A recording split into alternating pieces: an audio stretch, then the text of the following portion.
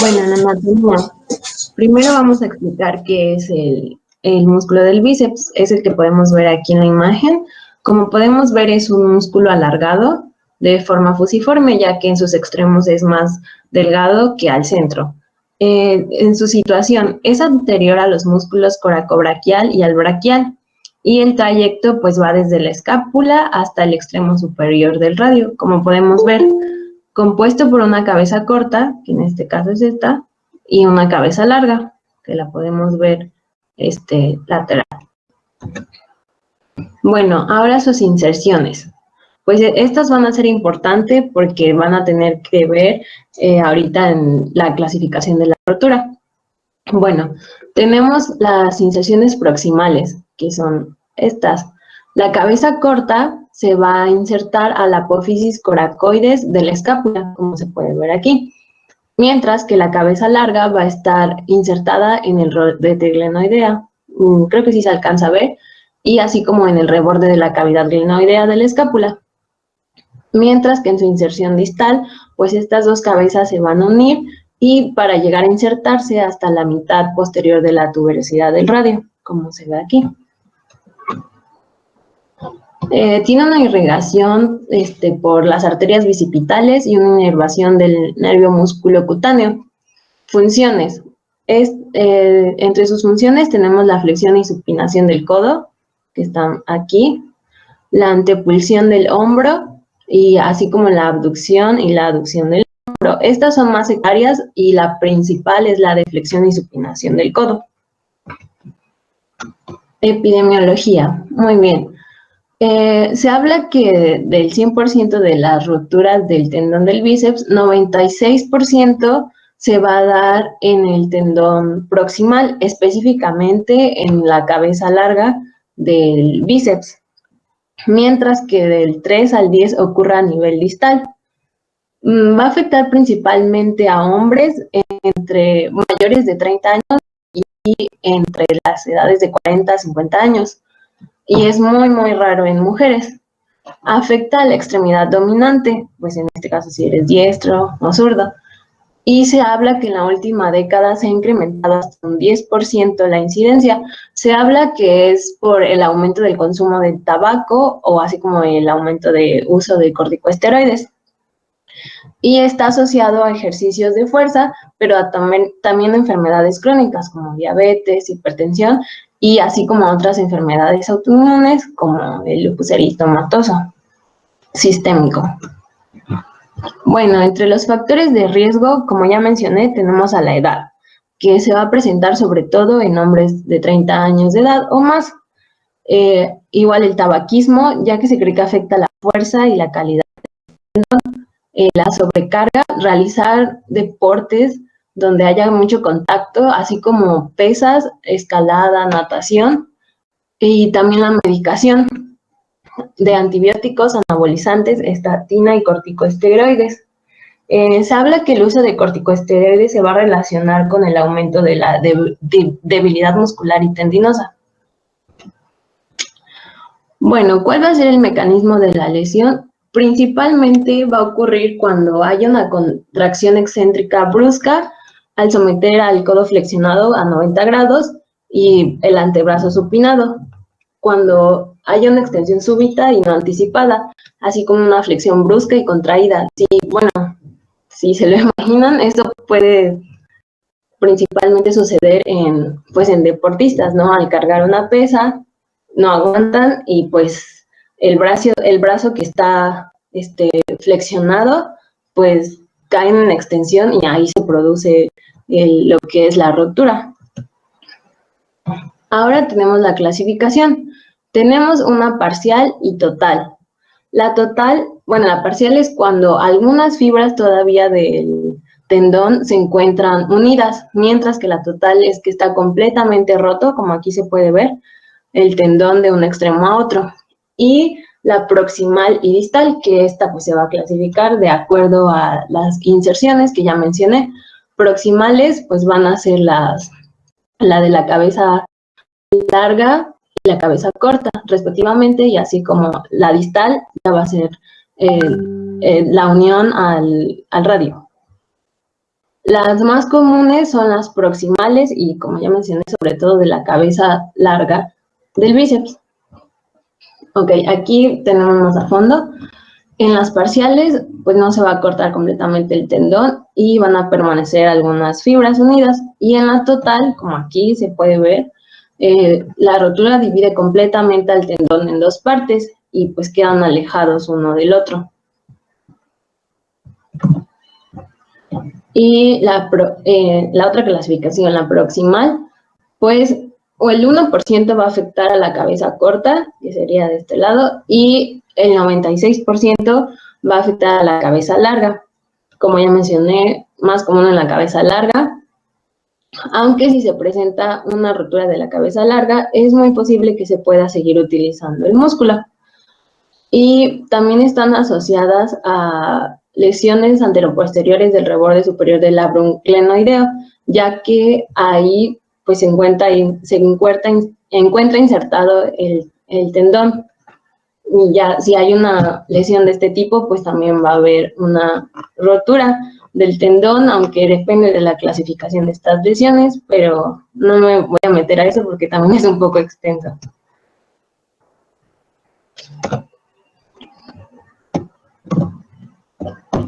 Bueno, ahora las distales. Estas van a representar solamente el 3% de las lesiones del bíceps y se habla que hay una incidencia de 1.2 casos por cada 100.000, o sea, de verdad son muy raras y se habla que estas son las principales producidas por personas deportistas. Hay una rotura completamente del tendón y pues esta se va a deber a un gran esfuerzo de flexión contra resistencia.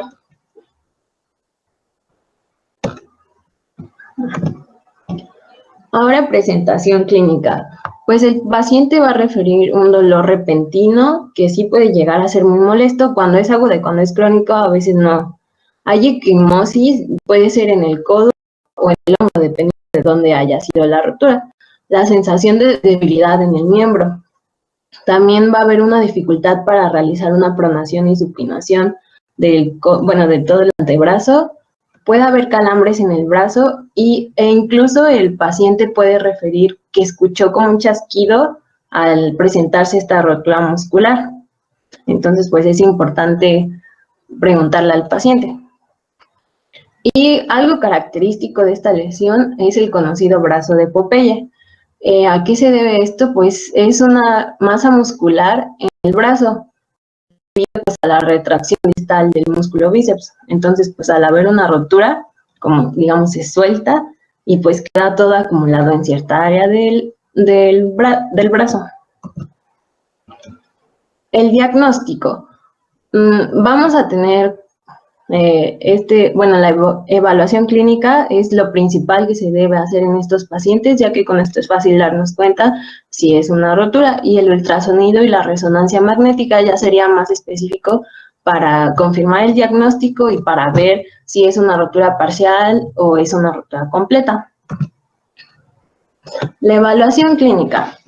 Pues lo primero que debemos hacer es realizar pues la anamnesis, preguntarle los síntomas al paciente, cómo ocurrió la lesión para ver si efectivamente es, y pues después nos pasaríamos ya propiamente a la exploración física. En este caso vamos a tener técnicas, yo les voy a mencionar algunas. La primera que vamos a ver es el signo del gancho. Esta se va a ocupar específicamente para una rotura distal, ya que se le va a pedir al paciente, le vamos a colocar al paciente el codo flexionado a 90 grados, supinado, y el examinador mientras pues va a tratar de enganchar con el dedo el tendón distal del bíceps. En caso de que esto sería negativo, una rotura si se siente. En caso de no sentirse, pues estaríamos hablando de una rotura del tendón distal del bíceps. También tenemos lo que es la palpación de la corredera del bíceps. Esta técnica ya es para una lesión del tendón proximal del bíceps. Se le va a pedir al paciente que coloque a 90 grados de flexión su brazo y va a rotar internamente y externamente el brazo. Entonces, pues el médico aquí, como podemos ver, se va a colocar y va a tratar de palpar la corredera bicipital y el tendón del bíceps proximal. Si hay dolor, pues se habla de que es una prueba positiva y que pueda existir una lesión. También tenemos la prueba de SPID. En esta se le va a pedir al paciente que eleve su hombro a 45 grados.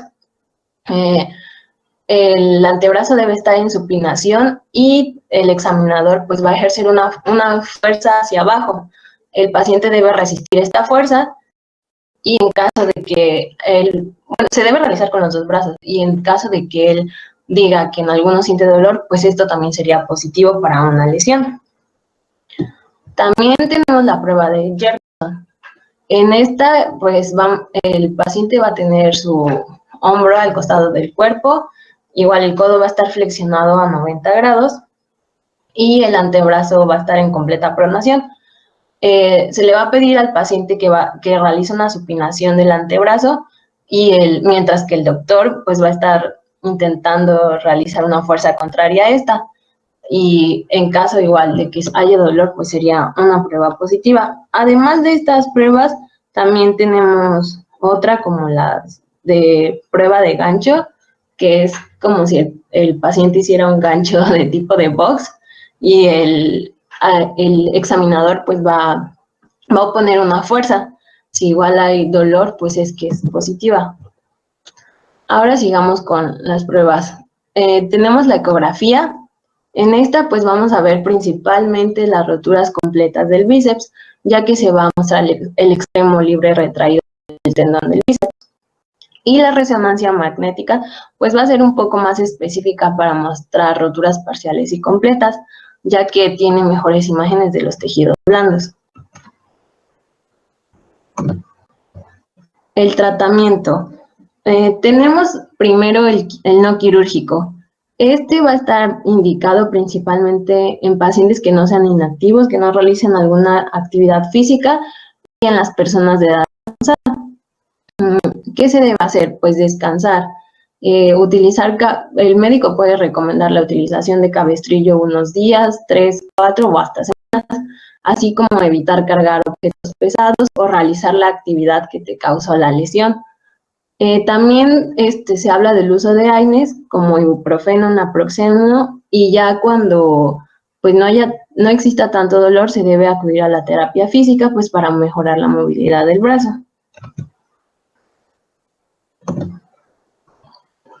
El tratamiento en las roturas distales, pues vamos a identificar el tendón en la fosa antebraquial. Esto se va a fijar con una sutura de tracción y se puede pasar desde un túnel óseo por la tuberosidad bicipital.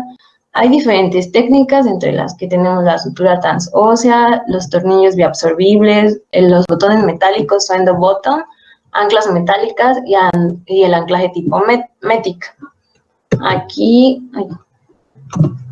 Aquí este es el endobottom. Como pueden ver, es para la rotura del bíceps distal y se ancla a lo que es el radio. Aquí se puede ver bien. Y esta es fijación con anclajes. Y para roturas proximales, como pues ya he mencionado, es mucho más común en la cabeza larga, pues esta se va a buscar hacer una ventana en el hueso proximal del húmero, como podemos ver aquí y aquí. Esta técnica es llamada llave cerradura, como pueden ver, pues sí tiene la forma de una cerradura.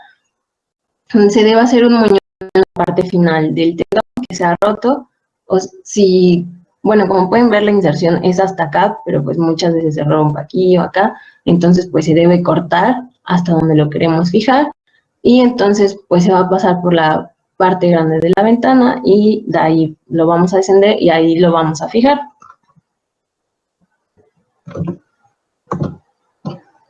El tratamiento quirúrgico pues va a depender mucho del tipo de lesión que tengamos, la edad del paciente y así como la función, o pues si quiere recuperar la función del músculo. Puede ser por una cirugía abierta o una cirugía con artroscopía, y pues nuestro objetivo va a ser anclar el tendón al hueso.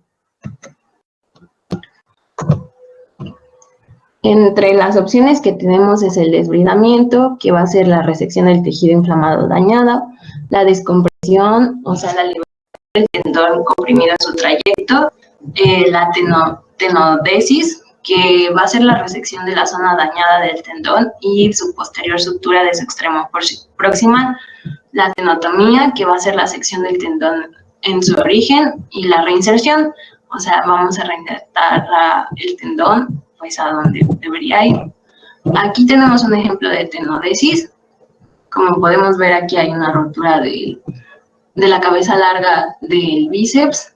De ahí se va a hacer un hoyo y en el tendón pues se va a poner una sutura y se va a fijar al húmero, como se puede ver aquí. Y esta es otra técnica de tenodesis. No es la única, hay varias técnicas para fijar el tendón. Y ahora la rehabilitación. Pues posterior a la cirugía, el médico igual va a recomendar que el brazo esté inmovilizado. Para esto se puede utilizar un cabestrillo o un inmovilizador durante 3 o 4 semanas. También el uso de antiinflamatorios y pues tener una rehabilitación con fisioterapia. Esto pues con la finalidad de que el paciente recupere su rango de movilidad y pueda recuperar la fuerza del músculo. Y se habla que, que el pronóstico de este paciente pues es bueno, ya que puede reanudar sus actividades cotidianas, digamos, casi de inmediato, o las más básicas, comer, cepillarse los dientes, casi de inmediato se puede reincorporar a hacer estas actividades. Pero si ya busca hacer las actividades donde se lesionó, tiene que esperar de 4 a 6 meses después de la reparación. Y pues esta es mi bibliografía. Eso sería todo. No sé si tengan alguna duda. Oye, Medina, y por ejemplo, ¿qué le pasa a un paciente que no lo operaste de una rotura proximal? ¿Qué le va a pasar? Se habla de que como todavía hay, si hay una rotura proximal, pues como recordemos hay 2 inserciones, que sería la de la cabeza larga y la cabeza corta. Y como principalmente se da en la cabeza larga, pues aún está anclado a la cabeza corta y se habla de que pues no hay gran afección y que el paciente pues puede vivir así. Incluso a las personas grandes pues se les deja así y no pasa nada. Pero a los jóvenes que realizan actividades o deportes sí se les recomienda realizarle una reparación quirúrgica. Ya no, no es que no pase nada, ¿eh? Sí pasa.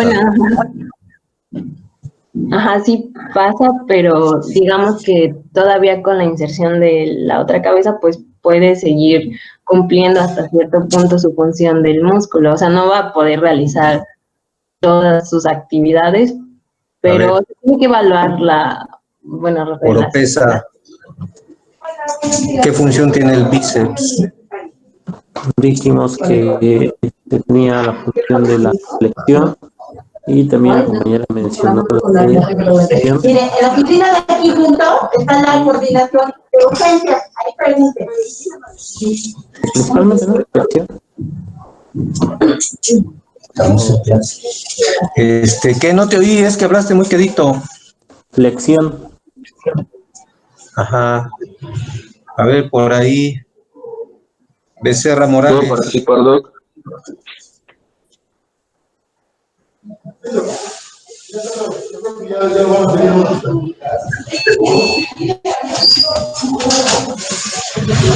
Hola, buenos días, buenos días.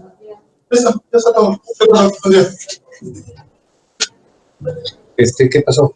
Ya está. ¿Ya está aquí? Listo, paciente. ¿Cómo salió? Negativo. ¿A dónde va a pasar? Ya pasó. ¿Me lo puedo llevar o qué tienes? Perdón. ¿Quieres el? Qué bonito.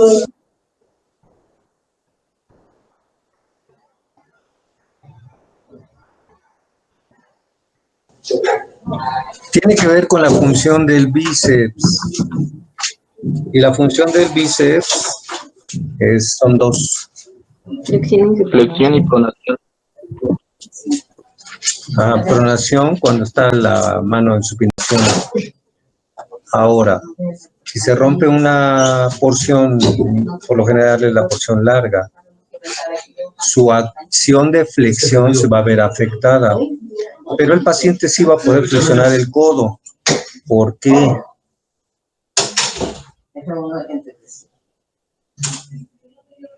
O sea, sí lo va a seguir flexionando. Una, porque pues, está el remanente de la porción corta, pero otra cosa más importante, ¿por qué sí lo flexiona? Porque está el coracobraquial, que es el principal flexor, y ese no está roto, y está abajo del bíceps, atrás del bíceps. Y eso, bueno, ya si lo agregas a que el paciente, como dices, compañera, es edad avanzada, poca actividad física, pues no va a requerir de una reparación quirúrgica. Caso contrario, de un paciente joven en actividad, en edad productiva, que por ejemplo trabaje y su trabajo consista en hacer actividad con los brazos, con los codos, con las manos. Estamos hablando de un jardinero, un albañil, un obrero, pues a ese sí lo tienes que operar. Pero al que no vas a operar le tienes que explicar a detalle por qué no lo vas a operar. Le tienes que decir con punto y coma por qué no se va a operar. E inclusive llega a haber pacientes que dicen, no me importa, doctor, usted opéreme, yo no quiero tener esa bola ahí en mi brazo. Y pues los tienes que operar. Pero es correcto, a la mayoría de los que no operas les puede ir bien. Y pueden hacer casi la función completa del brazo y del hombro. ¿Alguna otra pregunta?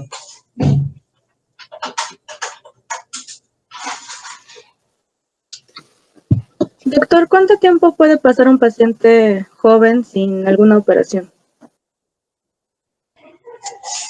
Eso es importante, qué bueno que lo preguntas. Si se van a meter a hacer una reparación de estas, que sea en etapa aguda, ¿eh?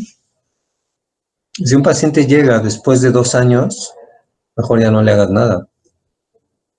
Sí, porque conforme va pasando el tiempo, se va haciendo una retracción del músculo y se va haciendo más difícil quererlo reinsertar en su sitio original. Para las inserciones proximales, las roturas proximales, ya no va a dar la longitud suficiente, va a haber una contractura de tal magnitud que si la quieres insertar, la vas a insertar casi en la unión del tercio medio con el tercio proximal del húmero, una tenodesis a ese nivel. Pero sí, de preferencia que sea en agudo.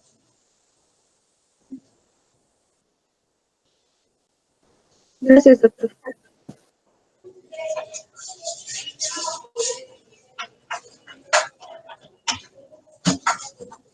Bueno, con esto vamos a por terminar la clase de hoy. Nos vemos mañana. Vamos a hablar de lesiones del cuádriceps y del tendón rotuliano. Adiós. Doctor.